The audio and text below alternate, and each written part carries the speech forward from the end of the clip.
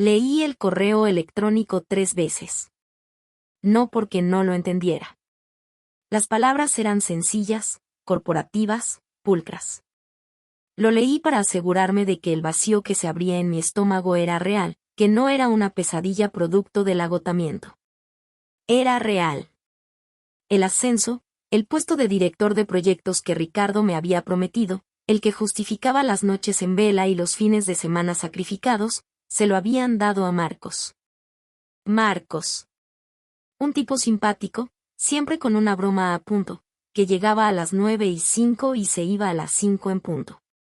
Su mayor logro en el último trimestre había sido organizar la liga de fútbol de la oficina. Mi teléfono vibró sobre la mesa.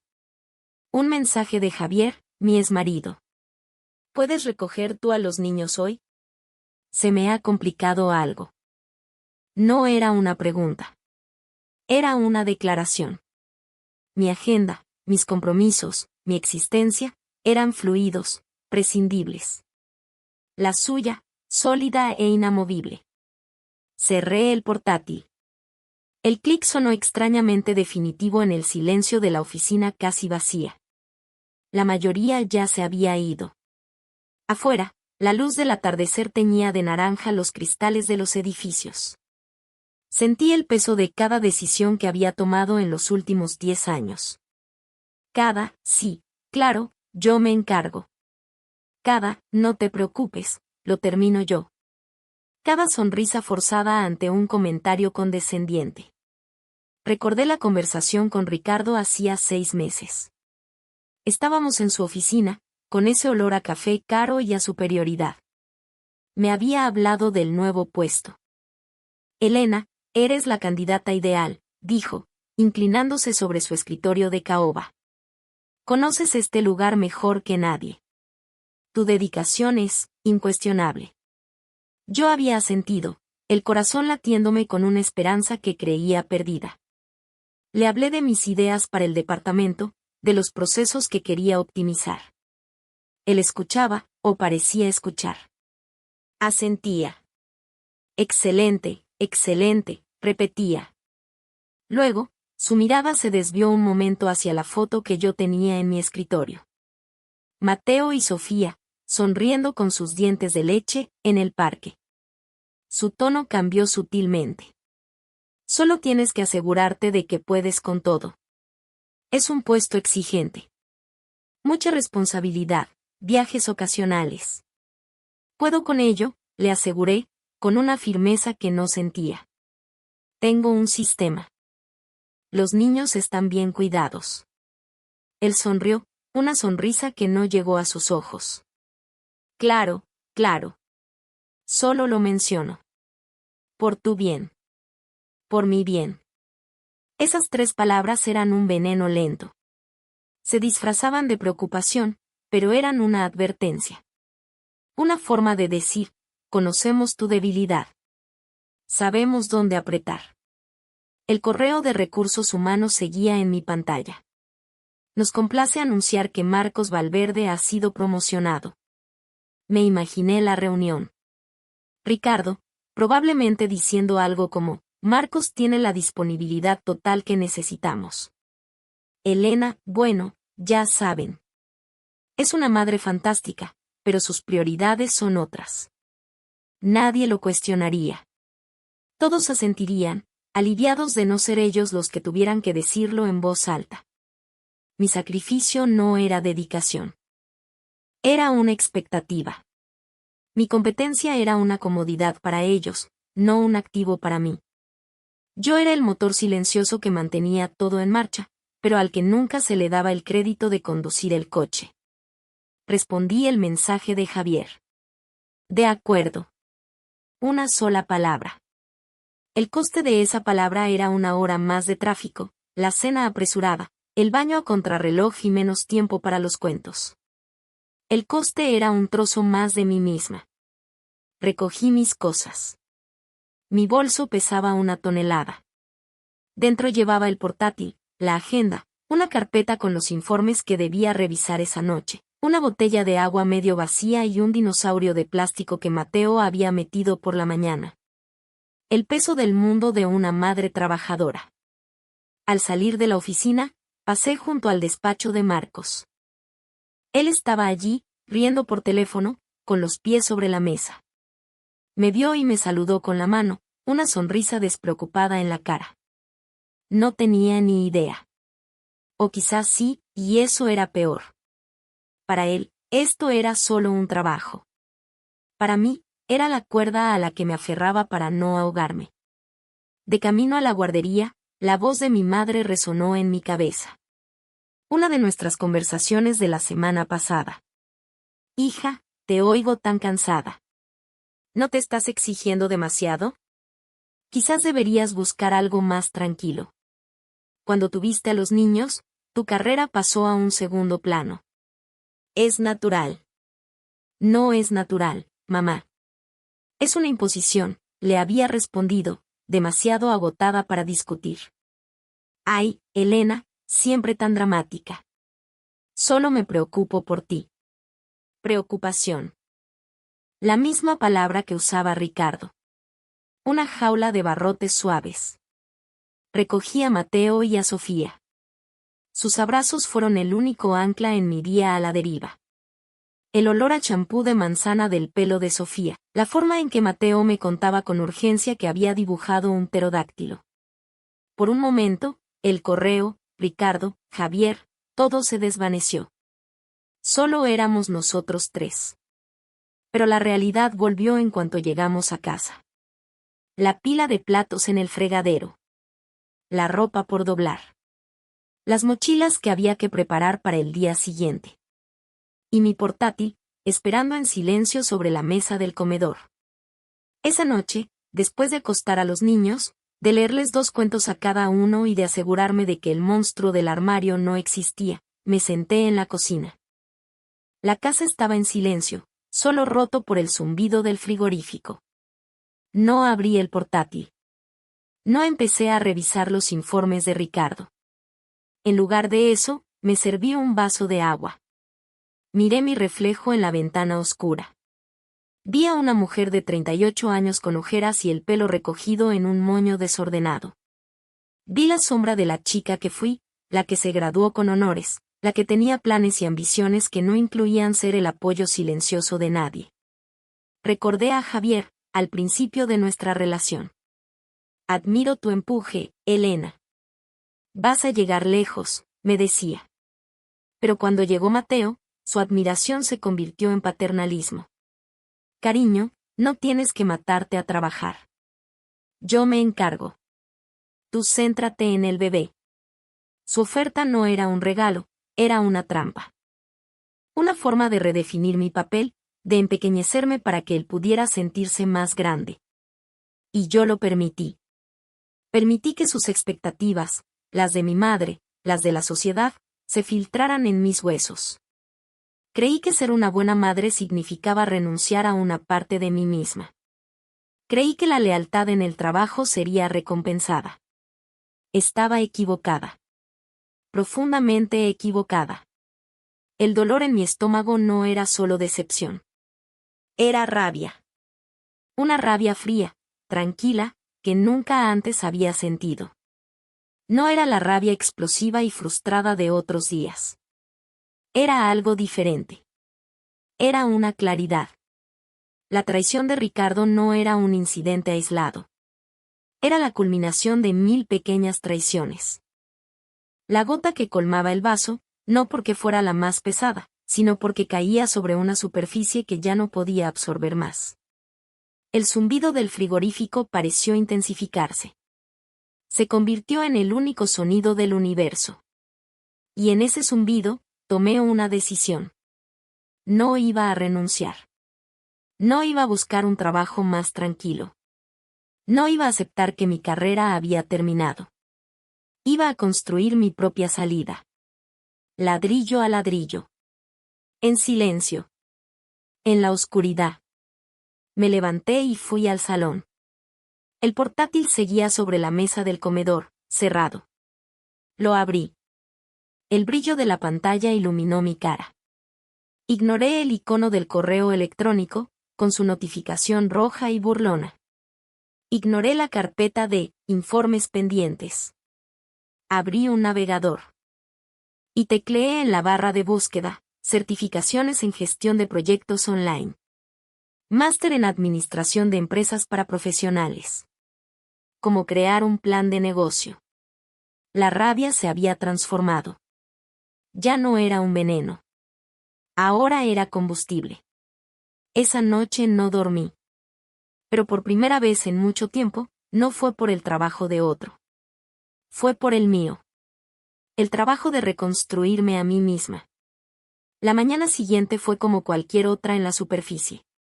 Desperté a los niños, preparé el desayuno, hice las trenzas de Sofía, encontré el calcetín perdido de Mateo. Pero algo dentro de mí era fundamentalmente distinto. Había un núcleo de acero donde antes solo había una fatiga blanda. En la oficina, felicité a Marcos. Mi voz sonó uniforme, profesional. Enhorabuena, Marcos. Te lo mereces. Él pareció un poco incómodo. Gracias, Elena. Oye, yo sé que tú también lo querías. Lo siento. No hay nada que sentir, respondí, y la verdad de esa frase me sorprendió a mí misma. El mejor candidato ha ganado. Le sonreí. Una sonrisa genuina, porque su ascenso ya no me definía. Era simplemente un dato. Un catalizador. Cuando Ricardo me pidió el informe que no había revisado la noche anterior, le dije con calma, no he tenido tiempo de terminarlo. Te lo pasaré a lo largo del día.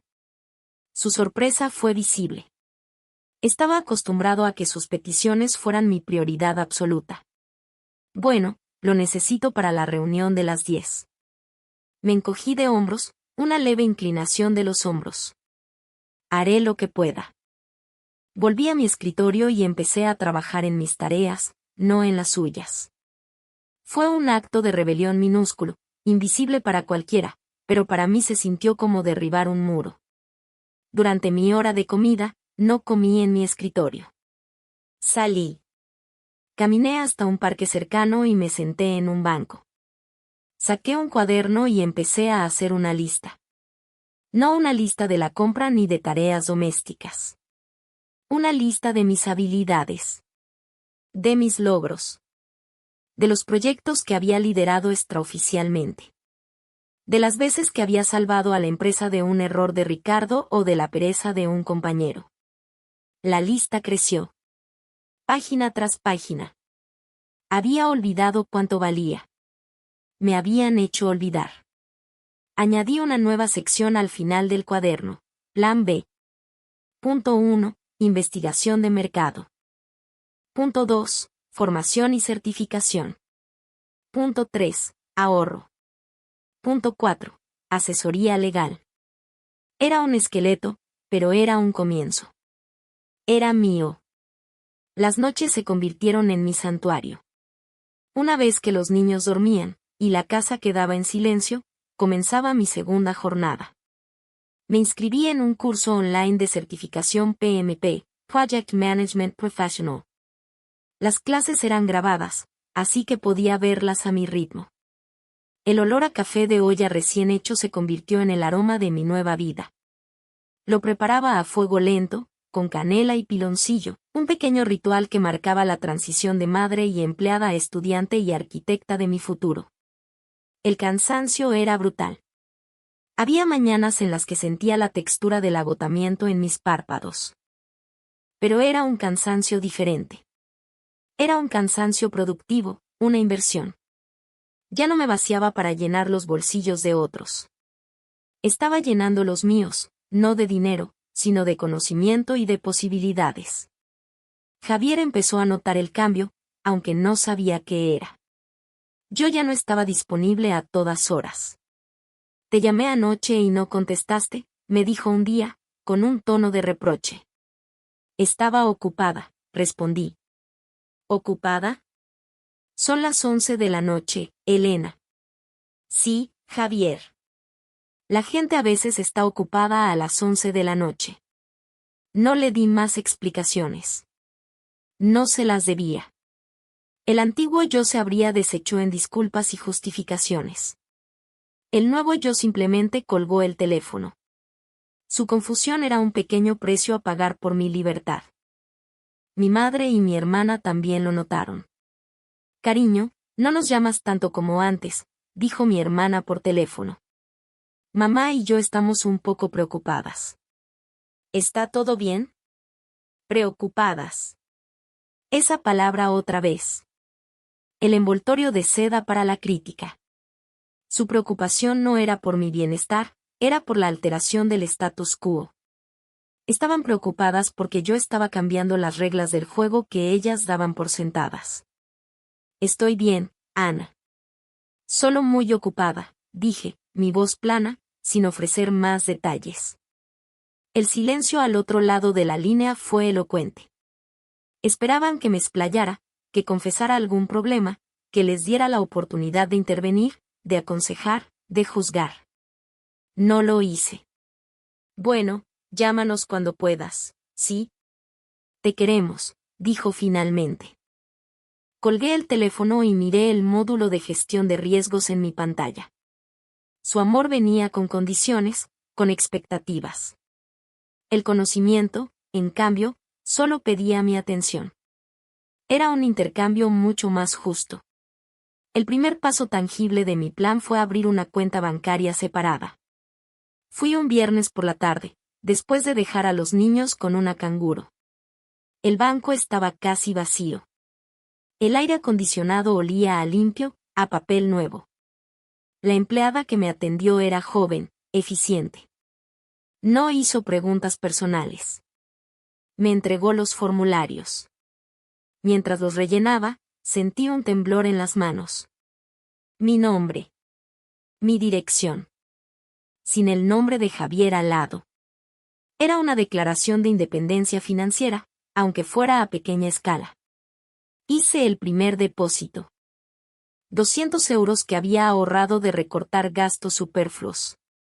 No era mucho, pero al ver el recibo con mi nombre y el nuevo número de cuenta, sentí una oleada de poder. Era la primera piedra de mi fortaleza. El siguiente paso fue más difícil, buscar un abogado. No para el divorcio, eso ya estaba hecho, aunque sus tentáculos financieros todavía me enredaban. Necesitaba a alguien que me asesorara sobre cómo crear una empresa. Un consultor. Pasé una noche entera investigando bufetes de abogados especializados en derecho mercantil para pequeñas empresas. Leí reseñas. Comparé precios. La idea me aterrorizaba. Parecía un paso demasiado grande, demasiado real.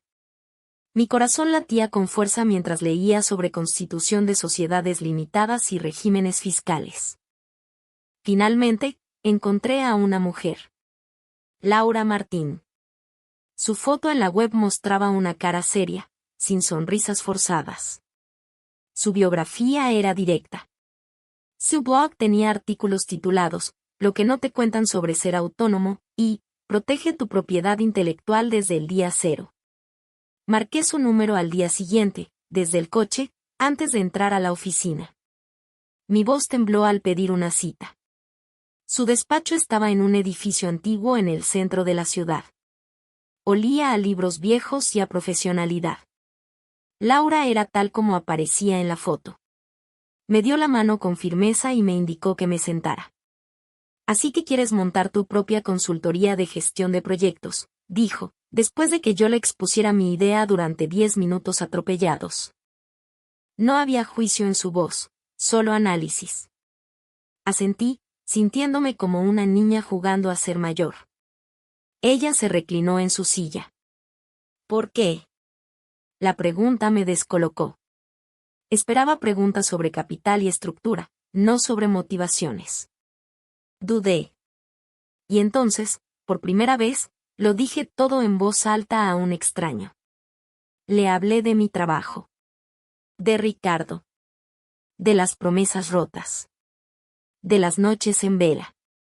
De Javier. De mi madre. De la sensación de ser invisible, de ser un recurso consumible. Cuando terminé, el silencio en la habitación era denso. Esperaba que me dijera que era una historia común, que me compadeciera. En lugar de eso, Laura asintió lentamente. Bien. La rabia es un buen combustible. Pero no construye un negocio. La estrategia sí. Sus palabras fueron como un chorro de agua fría. Directas. Sin sentimentalismos. Y exactamente lo que necesitaba oír. Pasamos la siguiente hora hablando de planes de negocio, de formas jurídicas, de cómo proteger mis activos personales. Me dio una lista de tareas. Me explicó los costes. Fue abrumador, pero también extrañamente tranquilizador. Era un mapa. Un camino tangible a través de la jungla de mis ambiciones. Salí de su oficina sintiéndome más ligera. El miedo no había desaparecido, pero ahora tenía un compañero, un plan. Mientras tanto, en la oficina, mi comportamiento seguía cambiando. Empecé a decir, no. Elena, ¿puedes echarle un ojo a esta presentación antes de que se la envíe al cliente?, me pedía un compañero. Lo siento, ahora mismo no puedo. Estoy con el proyecto X, respondía. Elena, quédate media hora más para terminar esto, por favor. No puedo, tengo que recoger a mis hijos. Cada no era una pequeña victoria. Cada no era un ladrillo más en mi muro. Ricardo me llamó a su despacho. Elena, he notado un cambio en tu actitud últimamente, empezó, con su tono de falso psicólogo. Pareces distante. ¿Está todo bien en casa? La trampa era obvia. Quería que yo admitiera una debilidad personal para justificar su trato profesional. Todo está perfectamente, Ricardo, respondí, mirándole a los ojos. Simplemente estoy centrando mis energías en las responsabilidades que figuran en la descripción de mi puesto. Su mandíbula se tensó ligeramente. No estaba acostumbrado a que le devolvieran la pelota con tanta pulcritud. Tu dedicación siempre ha sido uno de tus puntos fuertes, dijo, intentando un ángulo diferente. Lo sé. Y ahora estoy dedicándome a ser más eficiente. Priorizar es clave para la eficiencia, ¿no crees? Me dejó ir, pero sentí su mirada clavada en mi espalda. Sabía que había perdido el control sobre mí. Y eso le asustaba. Un día, recibí un mensaje de voz de mi hermana. Lo escuché mientras preparaba la cena. Hola, Elena. Mamá y yo solo queríamos ver cómo estás. Estamos un poco preocupadas por ti. No hemos sabido de ti en un tiempo y, bueno, solo queremos asegurarnos de que estás bien. Llámanos cuando puedas, ¿sí? Te queremos. Preocupadas por mí. La misma vieja canción. Era increíble cómo podían pronunciar esas palabras sin una pizca de ironía, sin la menor autoconciencia de lo que me llevó a este silencio en primer lugar. No estaban preocupadas. Estaban controlando. Estaban comprobando si todavía estaba bajo su pulgar, si mi independencia era una fase pasajera. Esa frase, estamos preocupadas por ti, es una de las herramientas más insidiosas de su arsenal. No es una expresión de amor, es un estratagema para inducir culpa, para obligarme a responder. Si realmente les importara, se habrían preguntado por qué no respondía, en lugar de simplemente exigir una respuesta. Se habrían preguntado si sus acciones, sus palabras, su constante crítica y juicio, podrían haber desempeñado un papel. Pero no, la culpa siempre era mía. Siempre era yo la que se alejaba, la ingrata, la que causaba problemas. Mi silencio era una respuesta en sí misma. Era una acción. Era mi forma de decir, ya no me controláis. La sensación de no responder, de dejar que ese mensaje de voz se quedara ahí, sin devolver la llamada, fue un pequeño acto de rebelión, un pequeño triunfo. Hubo una punzada de culpa, por supuesto, la programación de años es difícil de borrar, pero fue rápidamente superada por una oleada de alivio. Un respiro. No tenía que actuar. No tenía que explicar. No tenía que defenderme. Borré el mensaje de voz.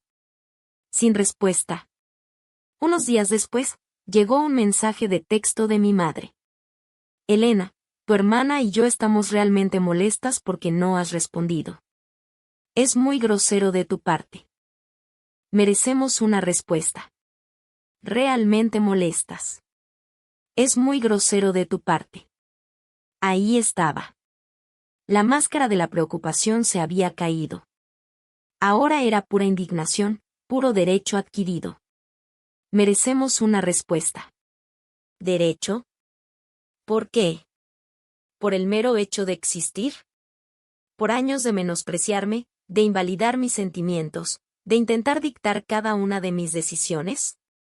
No, no merecían en nada. El hecho de que creyeran que sí era la prueba definitiva de que mi decisión de distanciarme era la correcta. No había arrepentimiento en sus palabras, no había un sentimos si te hemos hecho daño, solo la expectativa de que me sometiera a su voluntad. Su falta de autoconciencia era asombrosa. No podían ver que su propia indignación era la razón por la que no había respondido. No podían ver que su insistencia en el control era lo que me había llevado a cortar las cuerdas. Para ellas, yo era un objeto que se había extraviado y que debía ser recuperado. Mi silencio no era grosero, era autodefensa. Era una declaración. Era mi forma de proteger mi paz, mi cordura. La idea de responder a este mensaje de texto me revolvía el estómago. Otra vez, la necesidad de explicar, de justificar, de defenderme. No. Ya no. La sensación de borrar este mensaje, de que desapareciera de mi vista, fue increíblemente liberadora. Fue un corte limpio, una eliminación de su toxicidad de mi espacio. Fue un acto de autopreservación, y cada vez se sentía menos como culpa y más como empoderamiento. Cada mensaje no respondido, cada mensaje borrado, era un paso más hacia mi libertad. Javier también intensificó su campaña. Sus mensajes pasaron de la logística a la manipulación emocional. Los niños te echan de menos. Dicen que siempre estás cansada o ocupada. Quizás deberías tomarte las cosas con más calma, por ellos. Leí el mensaje mientras esperaba a que se cargara una de mis clases online. Por ellos. El escudo humano definitivo. Utilizaba a nuestros hijos como un arma para hacerme sentir culpable. Él, que cancelaba sus visitas en el último minuto. Él, que olvidaba sus cumpleaños si yo no se lo recordaba. Él se atrevía a hablarme de lo que era bueno, por ellos. La vieja Elena habría llorado. Se habría cuestionado. ¿Soy una mala madre? ¿Estoy siendo egoísta? La nueva Elena sintió una punzada de dolor, pero la analizó fríamente. Esto no era sobre los niños. Era sobre él perdiendo su red de seguridad. Yo era su plan B para todo. Si se le complicaba algo, yo lo solucionaba. Si necesitaba un favor, yo se lo hacía. Mi creciente independencia era un inconveniente para él. No respondía a su mensaje. En cambio, le envié un correo electrónico. Asunto, horarios de visita. Javier, para evitar futuros malentendidos, a partir de ahora, cualquier cambio en los horarios de visita acordados debe ser comunicado con al menos 48 horas de antelación, salvo en casos de emergencia demostrable. De lo contrario, se asumirá que el horario original se mantiene. Atentamente, Elena. Fue la cosa más formal y distante que le había escrito nunca. Me costó 10 minutos de respiración profunda antes de darle a enviar. Su respuesta fue casi inmediata. Un mensaje de WhatsApp. ¿Qué es esto? ¿Ahora hablamos por correo como si fuéramos abogados? Elena, no sé qué te pasa, pero estás siendo ridícula e inflexible. La vida pasa. Las cosas surgen. Leí su mensaje. Sentí la rabia impotente que emanaba de él. Y luego, hice algo que nunca había hecho antes. Bloqueé su número en WhatsApp. Cualquier comunicación oficial, por correo electrónico. Establecí un límite. Claro. Inequívoco. Esa noche, me sentí extrañamente sola. La adrenalina de la confrontación silenciosa se disipó, dejando un hueco. La duda se coló por las grietas. ¿Estaba haciendo lo correcto? ¿Estaba siendo demasiado dura? ¿Me estaba aislando? Fue entonces cuando mi teléfono sonó. Un número que no reconocí al instante, pero luego sí. Era Clara. Mi mejor amiga de la universidad. No habíamos hablado en meses, perdidas en nuestras respectivas vidas ajetreadas. Contesté, mi voz un poco ronca. Elena, soy yo. Sé que ha pasado tiempo, pero vi una foto de tus hijos en Facebook y me acordé de ti.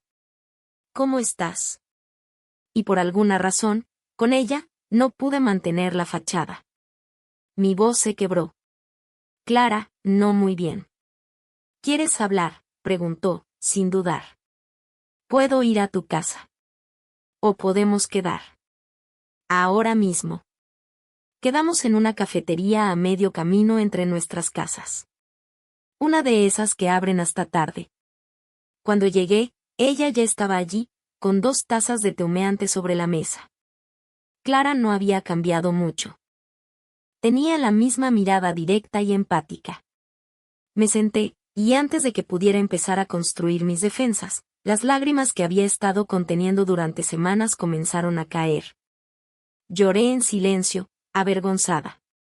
Lloré por la promoción perdida, por las noches sin dormir, por la condescendencia de Ricardo, por la manipulación de Javier, por la decepción de mi madre. Lloré por la mujer que había sido y por la mujer exhausta en la que me había convertido. Clara no dijo nada. Simplemente empujó la taza de té hacia mí y esperó. Cuando finalmente pude hablar, le conté todo. La historia salió a borbotones, desordenada y febril. Esperaba que me diera consejos, que me dijera qué hacer.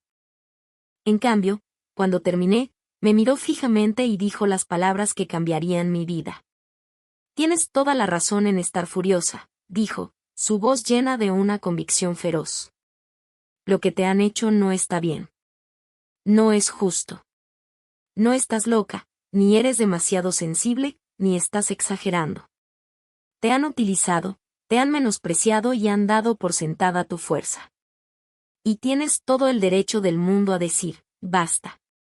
Nadie me había dicho eso nunca. Nadie.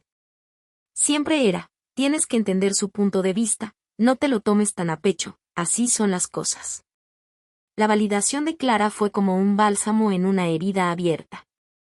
Me dio permiso para sentir lo que sentía. Me dio permiso para creer en mi propia percepción de la realidad. No sé si puedo hacer esto sola, susurré, sintiéndome frágil.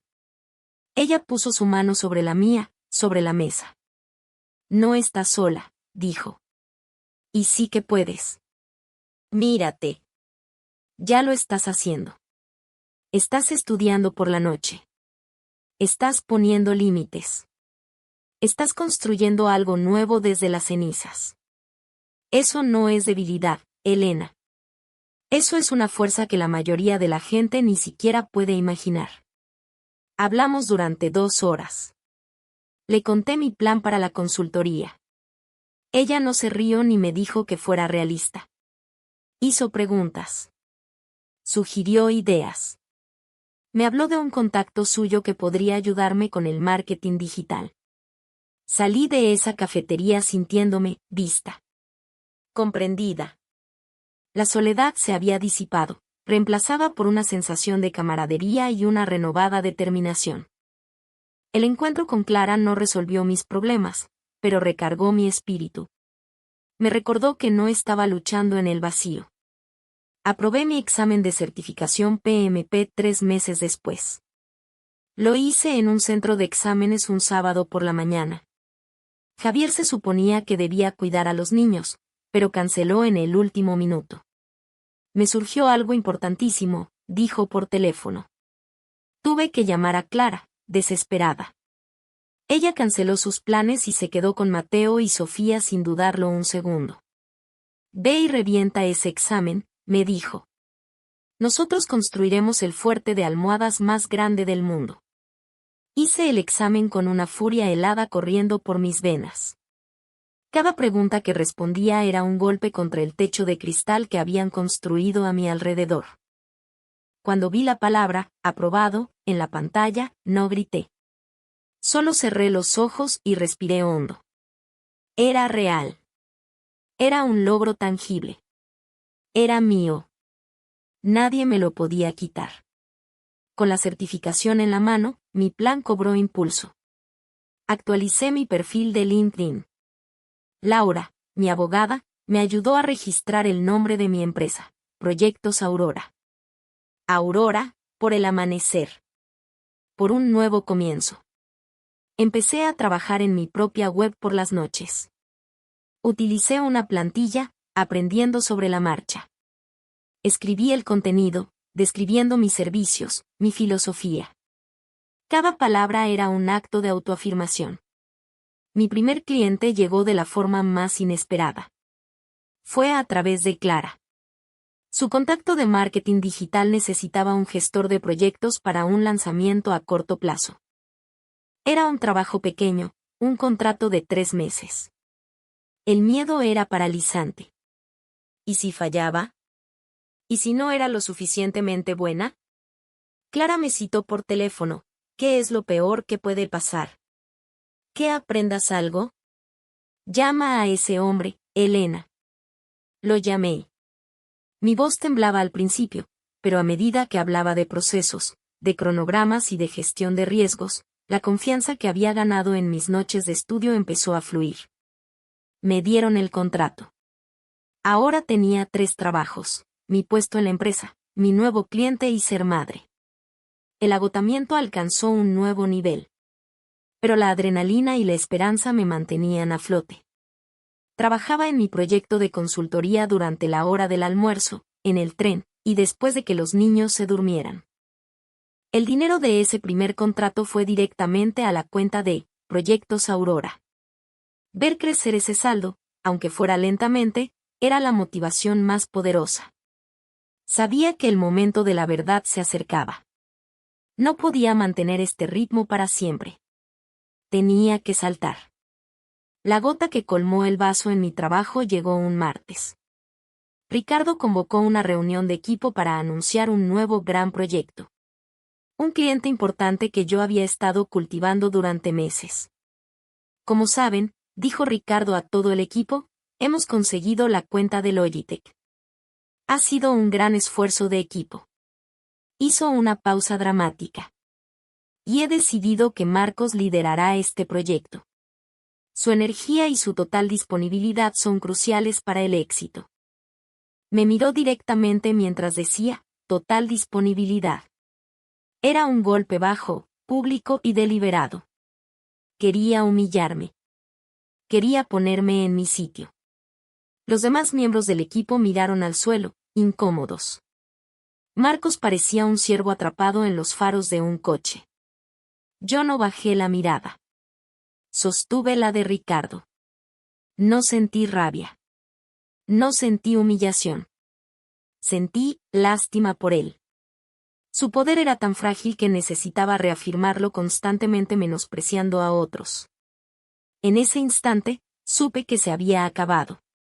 Esa tarde, escribí mi carta de renuncia. Era breve, profesional y fría. Luego, envié un correo electrónico a Recursos Humanos, solicitando una entrevista de salida. El día de la entrevista, me puse mi mejor traje. Uno que no había usado en años.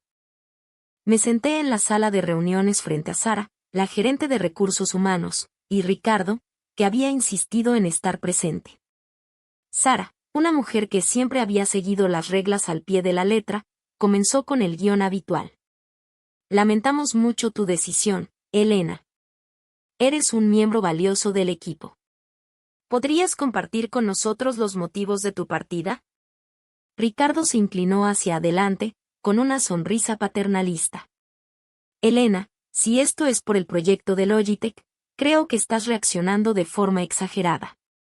A veces, las decisiones de negocio son difíciles. No es nada personal. Respiré hondo. Era el momento. Gracias, Sara, dije, ignorando a Ricardo por completo. Mi decisión se basa en una falta de oportunidades de crecimiento profesional y en un entorno de trabajo que no valora mis contribuciones de manera equitativa. Saqué una carpeta de mi bolso. La misma en la que había hecho mi lista de logros meses atrás. Ahora estaba llena de documentos.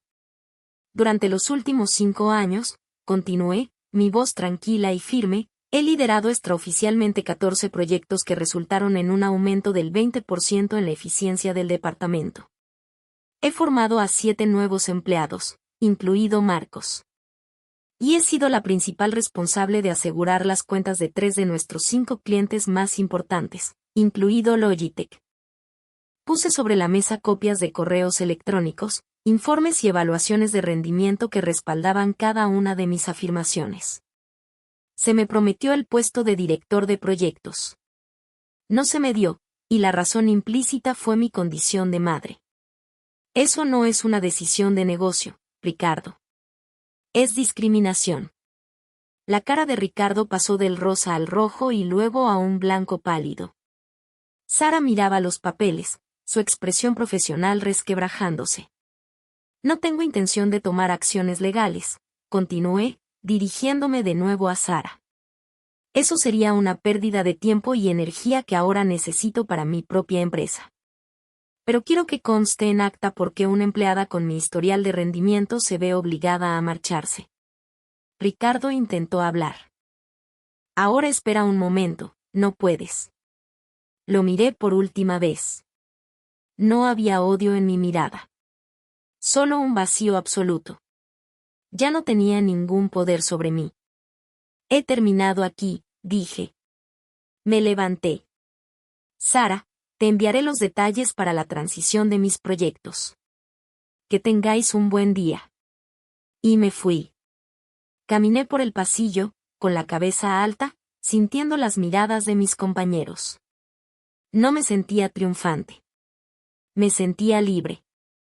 El peso de años de frustración se había levantado de mis hombros. La última barrera era Javier.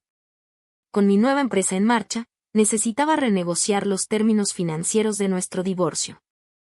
Ya no podía permitir que él controlara la narrativa económica. La reunión fue en el despacho de Laura, mi abogada. Javier vino con el suyo. Se sentó frente a mí, con aire ofendido, como si yo fuera la agresora.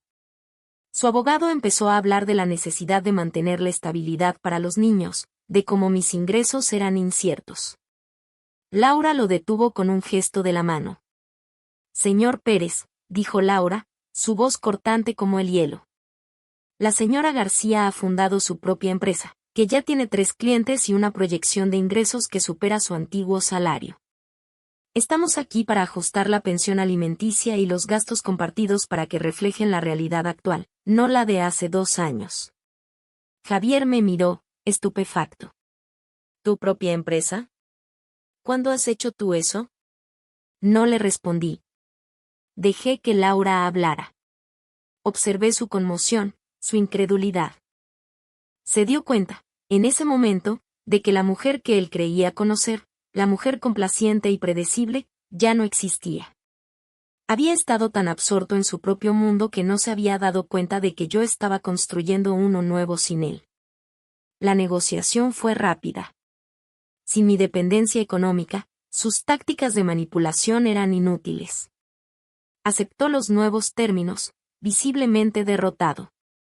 Cuando todo terminó, me levanté para irme. Javier me dijo, casi en un susurro, Elena, yo no lo sabía. Me detuve en la puerta, pero no me giré. No. Nunca lo supiste, dije. Y salí del despacho, dejando atrás la última sombra de mi antigua vida. Los primeros meses de Proyectos Aurora fueron una locura. Trabajaba desde una pequeña esquina de mi salón. Los días eran un torbellino de llamadas con clientes, creación de cronogramas, gestión de presupuestos y, por supuesto, recoger a los niños, ayudar con los deberes y preparar la cena. Pero era una locura que yo controlaba. Cada decisión era mía. Cada éxito era mío. Cada fracaso era una lección que yo aprendía. Contraté a mi primer empleado a los 6 meses. Un joven gestor de proyectos, brillante y con ganas de aprender. Lo entrevisté en una cafetería. Cuando le ofrecí el puesto, vi en sus ojos la misma chispa de esperanza que yo había sentido. Le prometí un entorno de trabajo basado en el respeto y el crecimiento real, no en promesas vacías. Y cumplí mi promesa. Un año después de mi renuncia, alquilé una pequeña oficina. Nada lujoso, solo 2 despachos y una pequeña sala de reuniones. El día que firmé el contrato de alquiler, me senté sola en el espacio vacío, el olor a pintura fresca llenando el aire. Lloré. Esta vez, no eran lágrimas de tristeza ni de rabia. Eran lágrimas de un profundo y abrumador alivio. Lo había conseguido. Mi vida encontró un nuevo ritmo. Un ritmo tranquilo, capaz. Las mañanas ya no eran una carrera frenética contra el reloj, llenas de la ansiedad de las expectativas de otros. Ahora eran tranquilas. El olor a café de olla seguía ahí, pero ya no era un combustible para la supervivencia nocturna. Era un placer matutino. Preparaba el desayuno mientras Mateo y Sofía charlaban. Escuchaba sus historias. Tenía tiempo. Las tardes, después del colegio, eran nuestras. Íbamos al parque. Hacíamos manualidades. Leíamos libros acurrucados en el sofá. Ya no sentía la culpa de estar dividida, de no estar nunca plenamente presente. Ahora, cuando estaba con ellos, estaba con ellos. Cuando trabajaba, trabajaba. Los límites que había aprendido a poner a los demás me permitieron, finalmente, estar en paz conmigo misma. Una noche, estaba arropando a Sofía. Ella me miró con sus grandes ojos serios. Mami, ¿te gusta tu nuevo trabajo? Sonreí. Sí, mi amor. Me encanta. ¿Por qué? Preguntó. Pensé por un momento. Podría haberle hablado de proyectos y clientes. Pero la verdad era más simple. Porque me hace feliz, le respondí. Y porque me permite pasar más tiempo contigo y con Mateo. Ella asintió, satisfecha con la respuesta, y se acurrucó bajo la manta, esa manta raída y suave que era su tesoro. Más tarde esa noche, con los niños ya dormidos y la casa en un silencio pacífico, me senté en mi despacho. Mi despacho de verdad. Miré por la ventana las luces de la ciudad. Sobre mi escritorio había una foto. No era la misma foto que tenía en mi antiguo trabajo.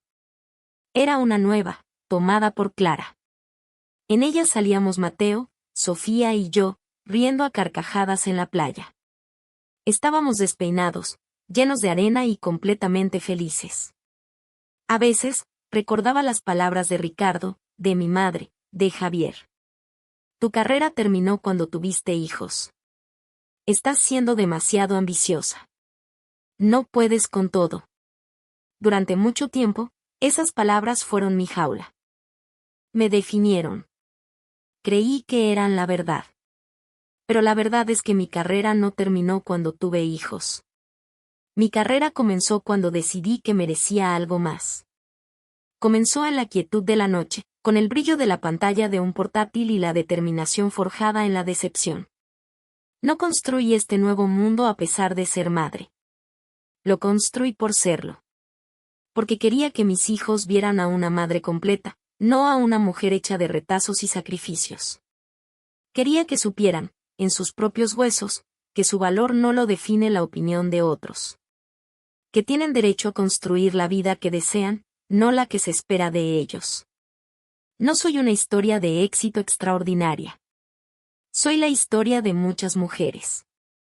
Las que hacen malabares en silencio. Las que son subestimadas.